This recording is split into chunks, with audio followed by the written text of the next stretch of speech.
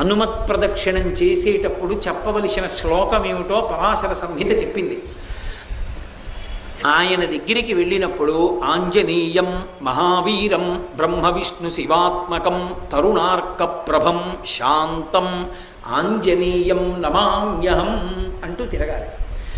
పరమ మౌనంతో ఆ శ్లోకం ఒక్కటి చదువుకుంటూ గర్భిణి స్త్రీ ఎలా తిరుగుతుందో అలా తిరగాలి. కనీసంలో కనీసం హనుమ జయంతి నాడు 3 మాటలు తిరగాలి. కనీస ధర్మం అది. 3 మాటలు తిరగాలి. 3 మాటలు తిరిగేటప్పుడు ప్రతిసారి తిరిగి వచ్చి ఒక చోట ఆగి శ్లోకం చెప్పి మళ్ళీ తిరగాలి ప్రదక్షిణంగా. అలా 3 మాటలు తిరిగితే, అందుకే నేను మీతో పరమ సత్యం చెప్తున్నానని జ్ఞాపకం పెట్టుకోండి. ఎంత ఉద్వేగభరితమైన పరిస్థితుల్లో, ఎంత కష్టంలో ఉండనివ్వండి, హనుమత్ ప్రదక్షిణాలు చేస్తే మనస్సుకి శాంతి కలుగుతుంది.